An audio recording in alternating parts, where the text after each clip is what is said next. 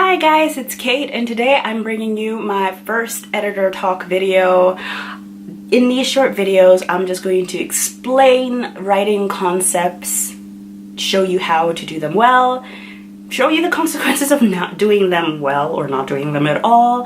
And basically, this is for writers and authors out there who really want to work on their craft and hone in on it and just do it like a boss. If that sounds like something you'd be interested in, keep watching. If you're new here, subscribe to my channel so that you can get to see my other videos. And don't forget to hit that notification bell so that you know when I post a new video. You never know, it might be just the video that you need to take your manuscript to that next level.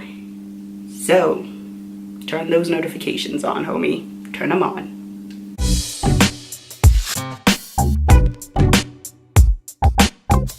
So today's editor talk video is all about your character's values and their value system. I think for all us editors love going on about GMCs, you know, your character's goals, motivations, and conflicts. We really never tell you how to get those. We can tell you if it's weak, we can tell you if it's strong, we can tell you if it won't sustain the entire story, but we never really tell you how do you get around to creating your GMCs. And I think that's something we really need to do more of and help authors understand.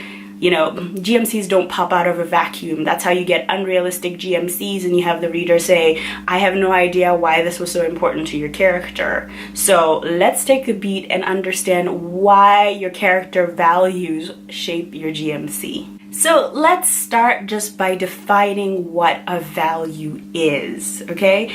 A value is a belief, a principle, or an ideal that drives your behavior.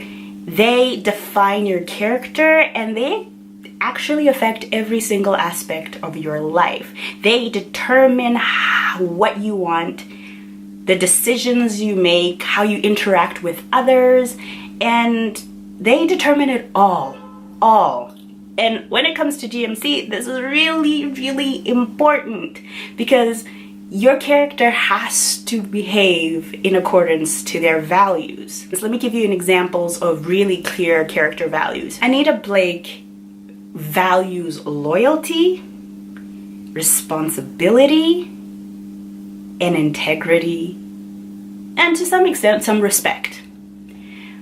One of the things that I loved about the Anita Blake series is that guaranteed Anita might hate to do something, okay? But if she feels like, if I don't do this, someone who I know or someone I know knows will get hurt, will be disadvantaged in some way, or will be put in a precarious situation, she will step up to the plate because fundamentally she has a deep-seated responsibility for the people she cares about.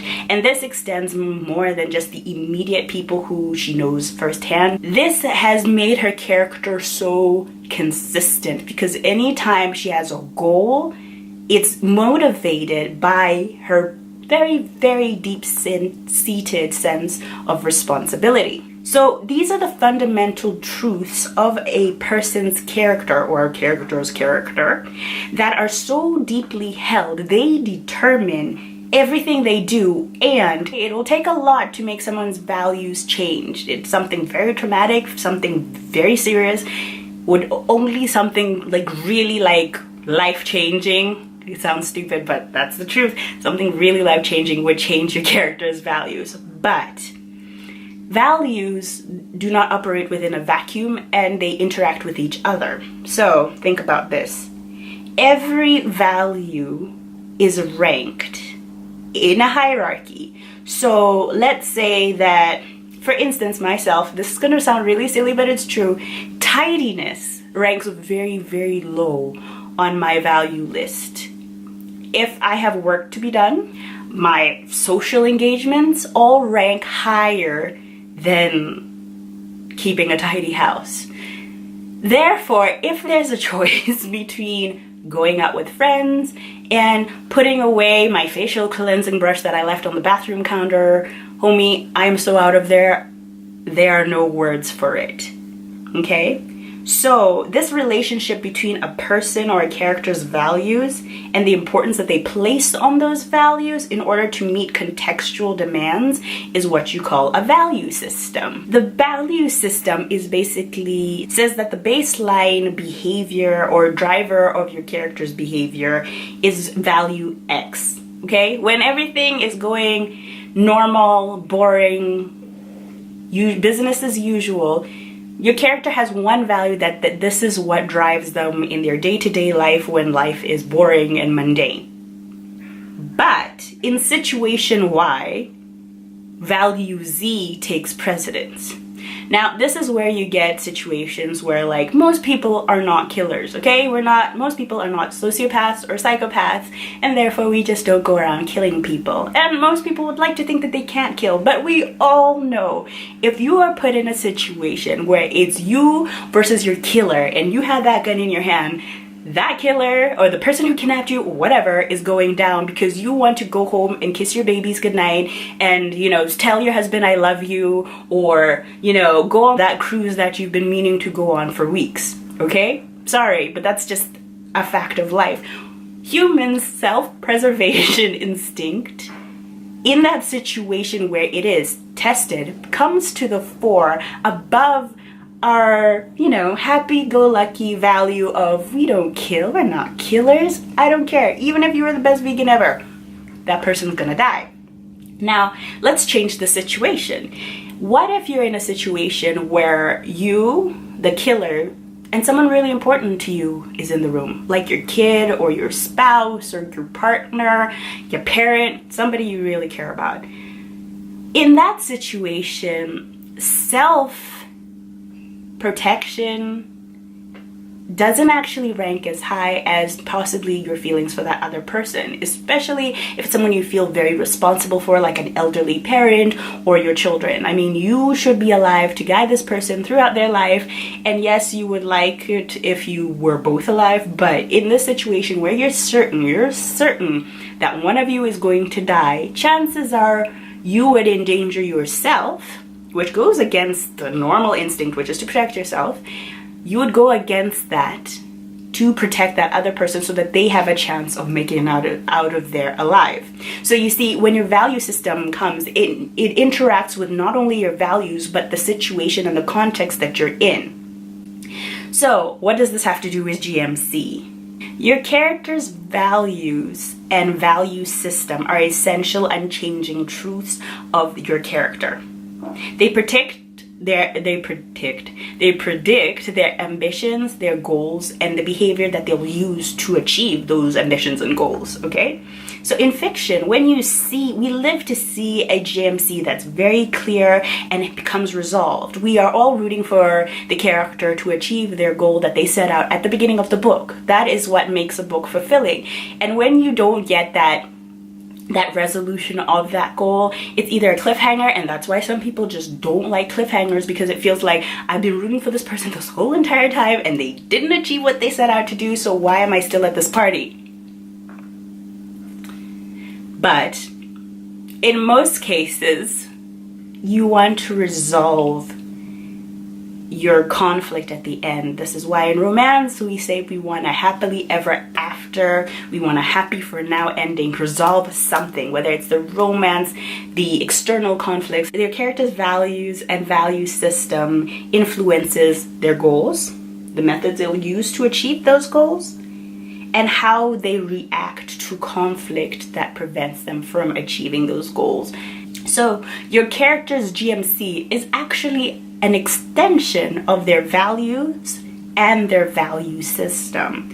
So if your character's values are at odds with the goal that they're working towards, then you either have to have a really good explanation for why this character is working towards this goal, or your readers are just going to say, I don't understand why this was so important to the character, and so I couldn't root for them because it made no sense within their previous behavior and clearly what their value system is. Similarly, if your conflict requires a value that your character doesn't have, and then they suddenly just develop this value with nothing life-changing. Once again, you need something life-changing to get new values or remove values, and nothing life-changing has happened to your character, your readers are also going to question that. Like, why? There's no emotional reason why this character should do this, because fundamentally they don't give two craps. It's like when my mom yells at me about having a messy room.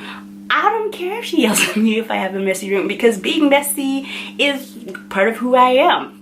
As long as it's clean. There's a difference between clean and mess, and I tell this all the time. There's a difference between being clean and being messy. I hate cleaning, but I will make time for it once a month, once a week, however often I need, if I feel like, okay, now this is getting dirty and not messy, okay? But she can yell at me all she wants about putting things back in the right place. If suddenly I became a neat freak, unless it's one of these explanations of, my mother's been hounding me all my life, and she's coming into town, and I need her to really like my new boyfriend, and therefore the fewer things she can nitpick on, chances are she'll tend to like this guy, she'll think he's a good influence on me, if he can help me keep me less messy, etc., etc. That is a compelling reason for why suddenly I place importance on a value that for most of my life has been very inconsequential. But if you don't even give that reason, and this character develops the value for no compelling, truthful, relatable reason, then your readers are not going to care why this character is doing what they're doing. It's therefore really, really important for you to demonstrate, and I'm talking show, not tell, your character's values and value system very early on in your series, so that by the time you start telling them about your character's GMC, they know, is it realistic? Is it right? Does it suit the situation? Is this plausible? Because your plausibility is what keeps your book going. It's fiction, but it has to feel real, damn it.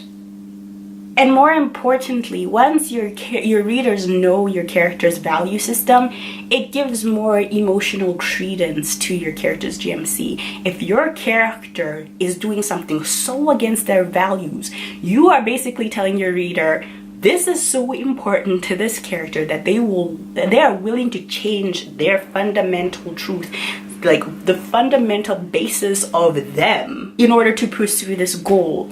And that really then helps the reader think, wow, this is really important for this character. Let me strive for them. Let me root for them. And by the time every time they experience setbacks and those conflicts come into play, they are still there thinking, no, he has to do it or she has to do it. The emotional stakes get upped. Everything feels more intense because your reader feels like they know your character enough to say, this is important to them. I know why they're working towards it, and they have to get that happy ever after or get a good resolution to their conflict because it matters to them. Let your readers root for your characters. That's how you get your readers to fall in love with characters that they understand and are relatable and they can empathize with, or at least they can understand them. I'm not saying every reader is going to empathize with a character just because you say these are their values. Comment below and let me know if you found this video helpful and if you better understand the importance of values and value systems on your character's GMC. I know GMC is something that we're always saying, hey, clear this up, but we never go into how to do that. So I'm hoping that this really helped you do that. And if you have good examples of values determining GMC, I want to hear them, and I'm sure the other viewers want to see them too, so please include them in your comments below. Once again, don't forget to subscribe to see more editor talk videos and to see the reader behind the editor, as editors are the biggest readers you'll ever find. I post new videos every Tuesday and Friday. Hit that notification bell so that you're alerted every time I have a new video, and give this video a thumbs up if you want to see more like it. I'll see you guys next time. Bye.